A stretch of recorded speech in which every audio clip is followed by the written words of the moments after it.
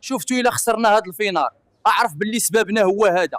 امشى لاوروبا وجمع الفلوس جبهم اعاون بهم اقتصاد بلادهم، ماشي بحال المسؤولين ديالنا مشاو جابوا لاعيبه من اوروبا زادوا اعلى الدراوش 10 درهم في البوطه باش يخلصوا لاعبين اللي جايين من اوروبا، مع العلم انهم خصهم حتى خير. ولكن هانيه اعلى الله غير فوزوا بهذا الكاس باش نفرحوا ونشطوا اشويا، حيت ملي كنشوفوا المغرب كينافس اعلى شي بطوله كنساو كلشي. الخوت لقيتوني في طنجه احدى الفندق اللي كان فيه المنتخب المصري واللي قال عليه مدرب مصر حسام حسن في الناموس. صراحه هذا الفندق فاخر، ما كاين لا نموس ولا دبان. انا كيبان لي النموس في المخ ديال حسام حسن. وقيل الخوت حسام حسن اورت داك النموسه اللي دخلت في الانف ديال النمرود.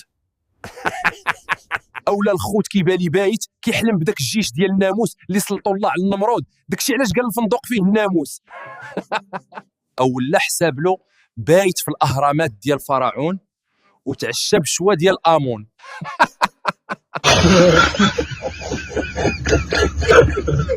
اسمع ابو غفله ديال السبع،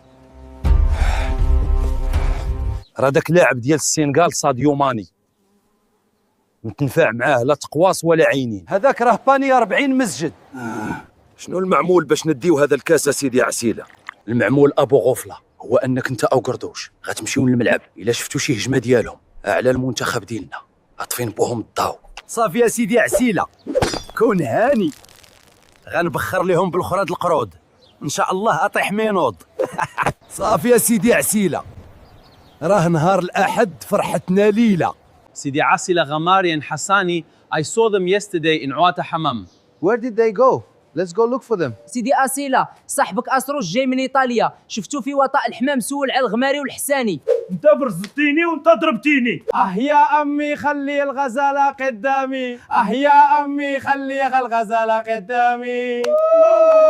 غردوش غني معاي، وهيا عمي خلي الغزاله نعسيله، وهيا عمي خلي الغزاله عسيله. بيس الزين، ابغيت رقم تليفونك. والله يا الديب ما تمشي في حالك حتى نقول نسدي عسيله اجي ليلك. سيدي عسيله راه ديك الغول ديال الديب كيتلها بلاله، غزوله راه تهجم عليها لباب دارها. اتبعني يا قردوش، اليوم نرد له ظهره ارطب من كرش وخليه.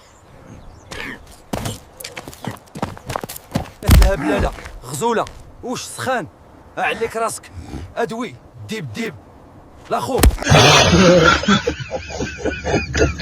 سيدي أعسيلة، المنتخب المغربي تأهل لنهائي كأس إفريقيا بسبب بونو، الله يعطيه الصحة، شبار دوج بنالتيات، برافو عليه، مبروك علينا قردوش، يلا نمشيو عند السبع ونديرو شي حفلة في الجبل القراع.